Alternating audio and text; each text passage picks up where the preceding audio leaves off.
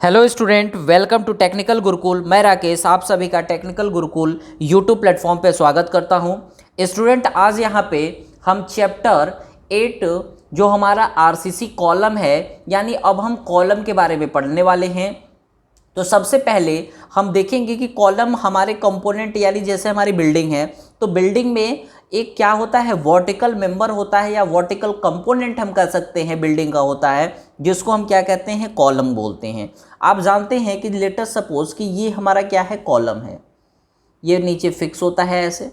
अब इसके ऊपर क्या होता है कि हमारा लोड आता है, कॉलम के ऊपर क्या है, लोड आता है। किसका लोड आएगा, यहाँ पे लोड आता है हमारे स्लैब का।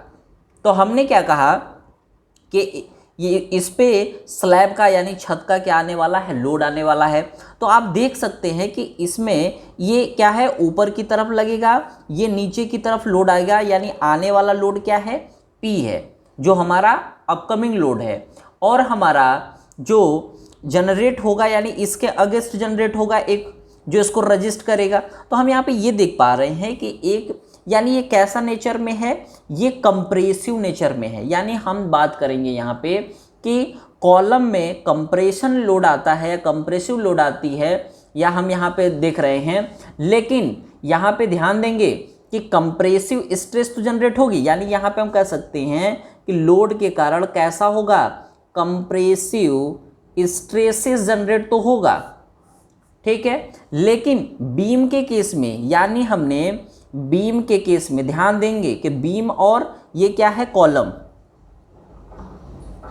बीम और कॉलम के केस में, बीम के केस में हम क्या कर रहे थे, ये हमारा बीम है, इसके ऊपर जब हम लोड लगाते थे, चाहे पॉइंट लोड हो चाहे यूडीएल हो, तो यहाँ पे क्या होता था, हमें देखने को मिलता था कि हमें फ्लेक्सुरल,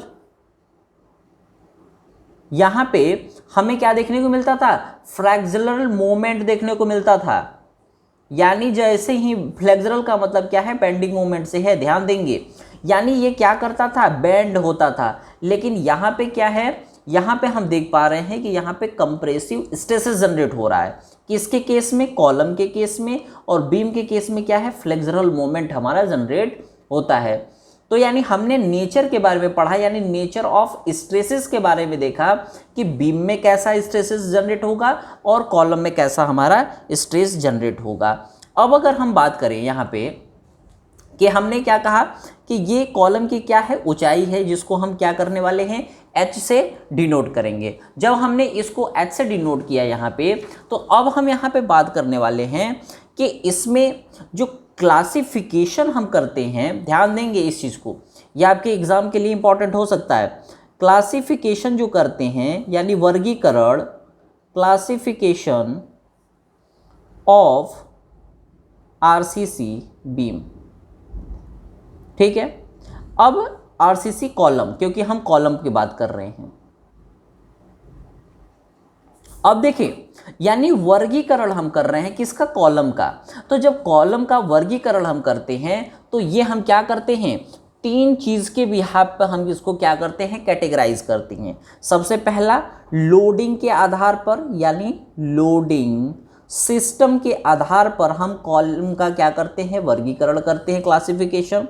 दूसरा इफेक्टिव लेंथ के आधार पर, इफेक्टिव लेंथ के आधार पर। और तीसरा शेप के आधार पे, शेप ऑफ क्रॉस सेक्शन, यानी देखने में कैसा है, इसके आधार पे हम क्या करते हैं, शेप, इसके आधार पे हम क्या करते हैं, कैटेगराइज करते हैं। ध्यान देंगे यहाँ पे क्लासिफिकेशन ऑफ आरसीसी कॉलम जो हम करते हैं, क्लासिफिकेशन वर्गीकरण, एक तो भार के कारण, यानी कॉलम पे, ये कॉलम है, इस पे जो लोड आ रहा है उसके आधार पर। एक इसके इफेक्टिव लेंथ, यानी इफेक्टिव लेंथ के आधार पर। और दूसरा जैसे ये क्या है, रेक्टेंगुलर है, स्क्वायर है, सर्कुलर है, इसके आधार पे हम क्या करते हैं, वर्गीकरण करते हैं हम कॉलम का। तो सबसे पहले बात करेंगे लोडिंग सिस्टम, यानी कौन कौन से लोड आते हैं यहाँ पे हमारे कॉलम के ऊपर। तो सबसे पहले हम बात करेंगे यहाँ पे कि हम क्या कर रहे हैं, classification on the basis of loading system. तो लोडिंग सिस्टम में हमने दो तरह के यहाँ पे क्या करने वाले हैं, लोड के बारे में देखने वाले हैं। एक एक्सियली लोडेड कॉलम,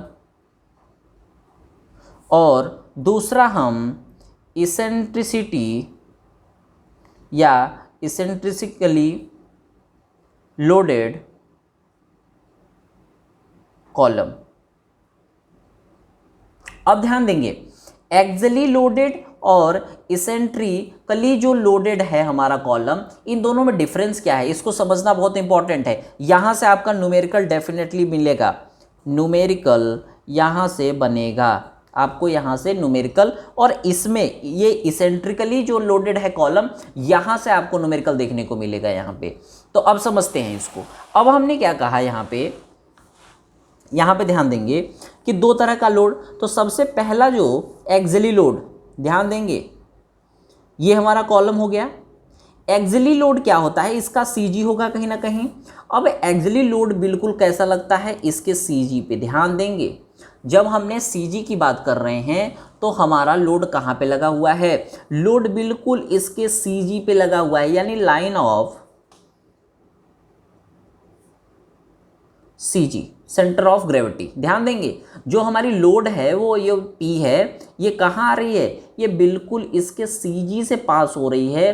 तो इस तरह का जो लोड होता है उसको हम कहते हैं एक्सियली लोडेड कॉलम। ठीक है, ये कैसा लोडेड है, एक्सियली लोडेड है। अब जब इसके सेंटर जो है सीजी, सेंटर ऑफ ग्रेविटी से अगर लोड को हटा दें, या तो लेफ्ट कर दें या राइट कर दें, यानी राइट या लेफ्ट अगर हो जाए ये सीजी से, तो वहाँ पे देखते हैं, जैसे हमने क्या कहा कि ये कॉलम है। अब इसका सीजी तो क्या है, ये है, सीजी है ये। अब हमने क्या किया कि लोड को हटा के यहाँ पे लगा दिया, पी हमारा यहाँ है। तो अगर एक लाइन इसका जो लोड का हम लाइन अप करेंगे, ड्रा करेंगे, तो इससे यानी सीजी से इसकी जो डिस्टेंस है, इसी को हम क्या बोलते हैं, इसेंट्रिसिटी या इसेंट्रिकली लोडेड हम क्या कहते हैं, कॉलम बोलते हैं। ध्यान देंगे, इसी को हम क्या बोलते हैं, ई से डिनोट करते हैं। शॉर्ट में इसको कैसे डिनोट करते हैं, ई से। तो लोड में दो टाइप्स के लोड हो सकते हैं, पहला सीजी से पास हो या फिर सीजी से हट के हो। तो यहाँ सीजी से यहाँ तक की जो डिस्टेंस है इसको हम बोलते हैं इसेंट्रिसिटी या इसेंट्रिकली लोडेड कॉलम हो गया। कॉलम की हम बात कर रहे हैं। अब दूसरा, हमने पहला किसके आधार पे क्लासिफिकेशन किया है, लोडिंग के आधार पे। लोडिंग में दो टाइप का, एक एक्सियली और दूसरा हमने पढ़ा इसेंट्रिकली लोडेड कॉलम, यानी इसके आधार पे। अब हम दूसरा किसके आधार पे इसका क्लासिफिकेशन करेंगे, इफेक्टिव लेंथ के आधार पर। ध्यान देंगे, इफेक्टिव लेंथ के आधार पे हम क्या करने वाले हैं, क्लासिफिकेशन करने वाले हैं। यानी हम यहाँ पे क्या करने वाले हैं, शॉर्ट कॉलम और लॉन्ग कॉलम। जो लॉन्ग कॉलम होता है इसी को हम स्लेंडर कॉलम भी कहते हैं। ध्यान देंगे, लॉन्ग कॉलम कहें या सिलेंडर कहें, दोनों एक ही बात है। ठीक है, तो अब पहला क्या है, शॉर्ट कॉलम, और यानी एल यानी इफेक्टिव लेंथ के, यानी हमने ये कहा जो ये लेंथ है, ये जो लंबाई है कॉलम की, इसी के आधार पे हम शॉर्ट कॉलम और लॉन्ग कॉलम को क्या करने वाले हैं, क्लासिफिकेशन करने वाले हैं। तो अब हमने ये कहा कि शॉर्ट जो कॉलम है इसको हम कब कहेंगे, यानी शॉर्ट कॉलम की डेफिनेशन क्या होगी, तो हम कह सकते हैं कि जब इफेक्टिव लेंथ एल इफेक्टिव, यानी ये क्या है, इफेक्टिव लेंथ, हम यहाँ पे लिख सकते हैं कि when L effective of the column, L effective जो हमारा कॉलम है, एंड इट्स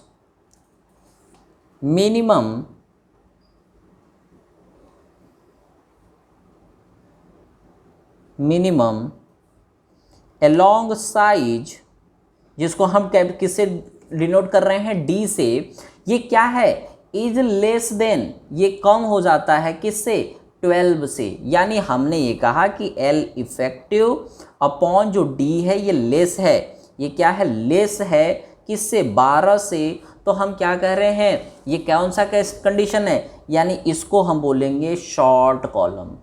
अब पता चल जाएगा, यानी हमने ये कहा कि एल इफेक्टिव निकाल लो और जो डी है ये क्या है, मिनिमम अलोंग साइज है, ठीक है। अब इसका जो रेशियो होगा वो अगर 12 से कम है तो हम कहेंगे शॉर्ट कॉलम है, और 12 के बराबर है इसी, यानी एल इफेक्टिव बाई डी या तो बराबर है या ग्रेटर है किससे, 12 से, तो हम क्या कहेंगे, लॉन्ग कॉलम है। ये कैसा है, लॉन्ग कॉलम है। हमने देखा कि एल इफेक्टिव जो हमारी इफेक्टिव लेंथ है और जो डी है ये अगर लेस देन है 12 के तो ये शॉर्ट कॉलम है, अगर बराबर है 12 के या बराबर इससे बड़ा है तो क्या होगा, लॉन्ग कॉलम कहलाएगा। तो हमने दूसरा किसके आधार पे किया, दूसरा हमने आधार पे किया ये इफेक्टिव लेंथ के आधार पे, इफेक्टिव लेंथ के आधार पे। और तीसरा हम क्या करने वाले हैं, सबसे सिंपल, तीसरा शेप ऑफ क्रॉस सेक्शन, यानी शेप के आधार पे। शेप के आधार का मतलब क्या है कि हमारा कॉलम सर्कुलर हो गया, ध्यान देंगे कैसा हो गया, सर्कुलर हो गया, या फिर कैसा हो गया, स्क्वायर हो गया, या फिर रेक्टेंगल है, रेक्टेंगल हो गया, या फिर ये हो सकता है हेक्सागोनल हो सकता है, हेक्सागोनल हो सकता है, या फिर ये ऑक्टागोनल हो सकता है। यानी हमने क्या कहा कि इसको शेप के आधार पे हमने क्या किया है, क्लासिफिकेशन को किया हुआ है, ठीक है। हमने क्या किया हुआ है, इसको शेप के आधार पे हमने क्या किया है, क्लासिफिकेशन को किया हुआ है, ठीक है। तो इस तरीके से हम क्या कर रहे हैं यहाँ पे कि हमने इसका क्लासिफिकेशन जो किया हुआ है शेप के आधार पे हमने कर दिया। अब ये तो हमने देखा क्लासिफिकेशन को, ठीक है।